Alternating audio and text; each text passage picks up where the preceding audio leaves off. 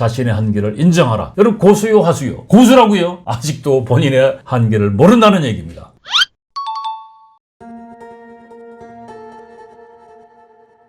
내가 보지 못한 세상은 절대 상상을 할 수가 없어요. 큰 밤에 보름달을 봤는데 보름달을 보면서 하토짝이 보이는 사람은 거기에 대한 경험만 한 사람이고, 달을 보면서 달아 밝은 달아 뭐 이런 사람도 있고 실을 읊는 사람도 있고, 그러니까 결국 뇌에 있는 자기가 갖고 있는 지식과 정보의 차이라고 할 수가 있죠. 우리가 큰 절에 가면은 석탑들이 있는데, 여러분 석탑 그 아름다움을 보신 적 있어요? 우리나라 사람들은 큰 절에 가면 석탑을 보고서 이 기단부가 저기 뭐 법주사에 석탑하고 다르네. 이 탑신부가, 그런 거를 경험해 본 적이 별로 없죠. 우리나라 사람들은 그런 데 가면은 사진 찍기 바쁘죠. 부동자석에다가 다음 선수 찍고. 우리나라 사람들 여행을 많이 가는데, 여행을 가면 주로 풍광을 즐기는 것이 아니고 사진을 남기기 위한 여행을 많이 한다라고 얘기를 하더라고요. 그 얘기 무슨 얘기냐면, 석탑의 아름다움을 보는 사람이 없고 그냥 돌로 보인다는 거죠. 근데 석탑의 아름다움을 보려면 석탑에 대한 조금의 지식을 갖고 있어야 그 석탑의 아름다움을 볼 수가 있죠. 여러분들 영주 부석사에 가면 배울림 기둥이라는 게 있습니다.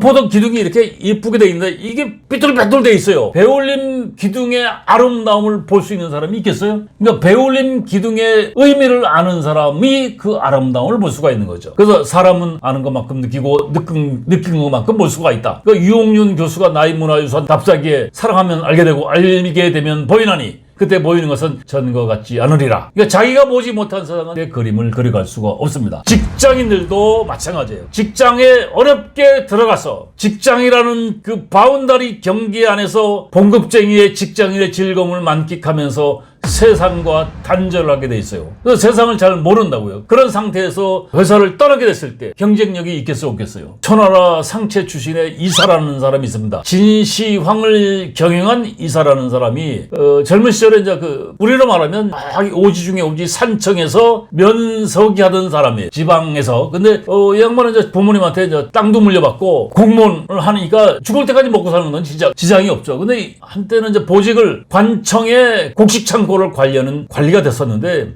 창고에서 늘 고민되는 게 뭐냐면 쥐들이 그렇게 이제 곡식을 갉아먹는데 얻지 못하는 거예요. 사람이나 개가 나타나도 신경 쓰지도 않고 야단을 치는 거야. 식사 중인데 식사 방해한다고. 이 모습을 보고서 이사가 굉장히 고민에 빠졌는데, 화장실에 가서 보니까 쥐새끼가 그 변을 먹는데, 그 하찮은 변을 먹으면서 긴장하고 지죽은 듯이 조용하고 사람이 들어오면 모든 활동을 멈추고, 이게 두 가지를 쌀 먹는 쥐와 변을 먹는 쥐의 차이점이 뭐가 있을까? 이 사람이 가만히 생각해보니까 변소의 쥐나 창고의 쥐가 사람이 어리석고 궁색한 것과 거의 유사하다는 생각이 들더라는 거죠. 자신이 처해 있는 환경과 처지에 따라 사람들이 달라질 수 있다는 거죠. 쥐하고 똑같이. 그래서 이 사람이 내가 여기서 평생 자기 만족을 한다면 저 자식하고 무난하게 살다가 저 세상으로 가는 거죠. 그러니까 마치 변을 먹는 쥐하고 큰 차이가 없겠다라는 생각이 들더라는 거예요. 그래서 고향에서 그 직을 내려놓고 저기 순자라는 사람한테 가서 이제 유세를 합니다. 공부를 하고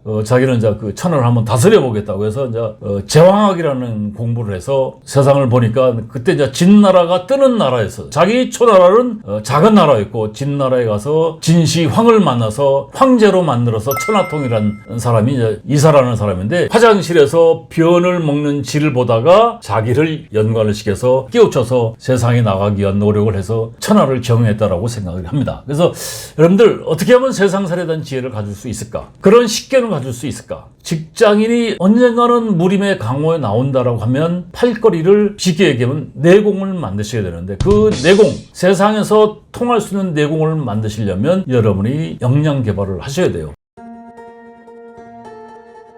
다양한 공부를 하셔야 되는데, 몇 가지 제가 요령을 좀 말씀드려 드릴게요. 여러분 요새 신문 집에서 구독하십니까? 잘 안 하시죠? 내공을 쌓으려면 학교를 더 다녀라가 아니고 신문을 꼭 읽으세요. 돈이 아까우면 회사에 신문이 있습니다. 저는 이제 신문을 스크랩을 하려고 가위를 가지고 다녔었는데, 지금은 가위까지 다 가지고 다닐 필요가 없습니다. 신문을 쭉 훑어보면 눈에 들어오는 자기의 신문을 읽는 아젠다가 있으면 기사가 보입니다. 저는 이제 강사니까 강의 컨텐츠와 연결되어 있는 기사거리들이 눈에 들어오죠. 요새는 오프라인에서 신문을 보다가 제목만 메모를 해요. 인터넷 들어가서 그거를 신문을 찾아서 파일로 긁어가지고 저장을 해놓습니다. 이게 왜 중요하냐면 나중에 보고서를 쓸 때도 굉장히 도움이 되고 책을 낼 때도 도움이 되고 그렇습니다. 그리고 직장인이 두 번째 해야 될 것이 잡지를 꼭 구독을 하세요. 구독할 때 돈 주고 사기가 아까우시면 회사에 잡지가 들어오는 게 있습니다. 경제잡지, 주간 경제잡지 또는 업종잡지. 지금 내가 다니고 있는 회사에 업종잡지가 있습니다. 이거 왜 이걸 읽어야 되냐면 이게 결국 일거리고 내 삶이거든요. 거기에 내 인생이 있습니다. 그 흘러가는 트렌드를 읽어야 돼. 그렇지 못하면 순간의 도태가 될 수가 있거든요. 그 역시 또 이제 스크랩 아니고 이제 파일링 작업하면 더욱 좋고. 그러니까 이게 도서관 같은 데 가면 한 달에 한두 번만 가보세요. 틈내서 가면 요새 여름엔 에어컨 빵빵하게 나오고 피서가 따로 없어요. 가서 이제 인터넷 들어가서 파일을 찾아내면 주제별로 이렇게 모아놓습니다. 그리고 이제 책 읽기가 아니고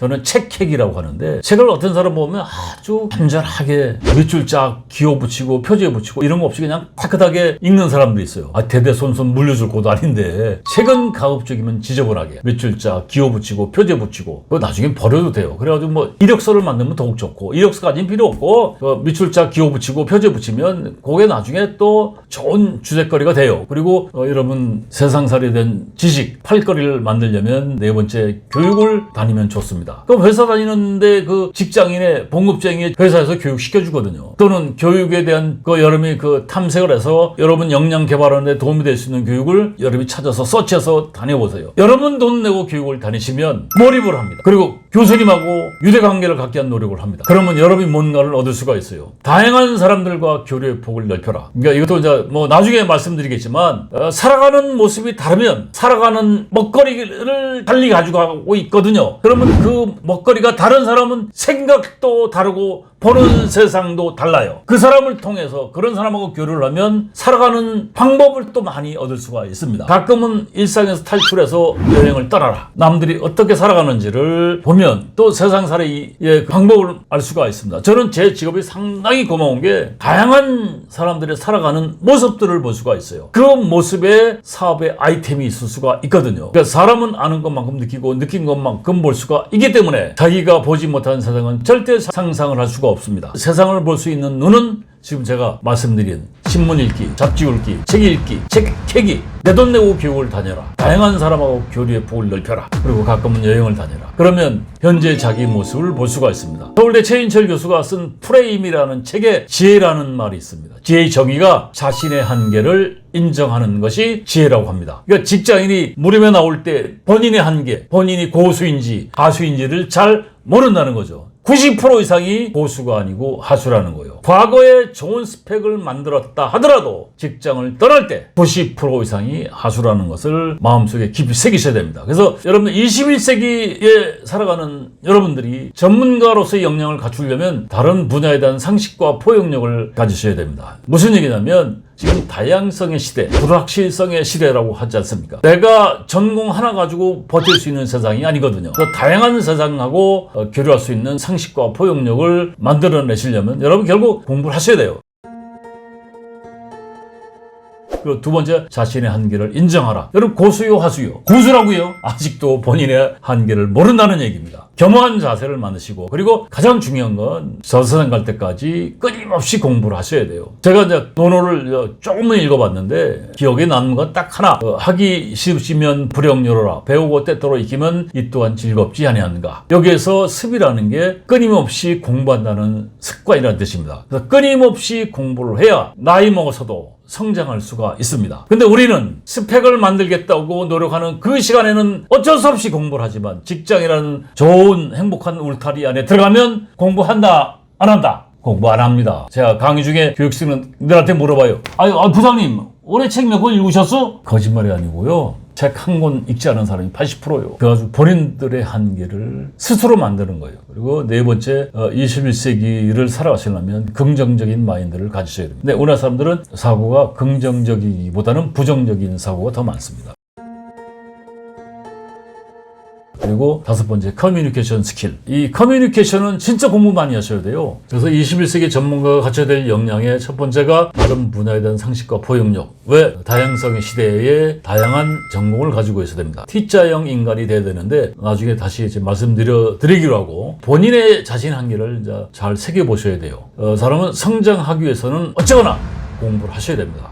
끊임없는 공부, 신문 읽기, 잡지 읽기, 책 읽기, 교육을 다니시고 다양한 사람하고 대화를 나눠보시고 사고를 긍정적으로 생각하실 필요가 있습니다. 그런 마인드를 키워내기 바라고. 그리고 커뮤니케이션 스킬은 의사소통인데 그래서 이건 직업입니다. 직업. 이 공부는 끊임없이 하셔야 돼요. 남들하고 살아가면 다른 사람하고 살아가면 커뮤니케이션이 이루어져야 되는데 그 방법은 다양한 게 있습니다. 직장이라면 기본적으로 회의를 해야 되니까 컨퍼런스 스킬이 또 있어야 되지 않습니까? 또 세일즈맨이라면 프레젠테이션 스킬이 있어야 되고 세일즈맨뿐만이 아니고 회사에서 많은 사람 앞에서 보고를 할 때 프레젠테이션 스킬이 당연히 있어야 되죠. 문서를 작성하려면 문서 작성 스킬도 있어야 되니까 그게 다 몽땅 걸어서 이제 커뮤니케이션 스킬이라고 할 수가 있습니다. 사람은 몇 개를 직업을 갖고 있는데 그 첫 번째 직업이 뭐냐면 지금 하고 있는 일이 여러분의 직업이면서 두 번째는 설득업이라는 직업. 요거는 평생 죽을 때까지 갖고 있는 직업이라고 할 수가 있습니다.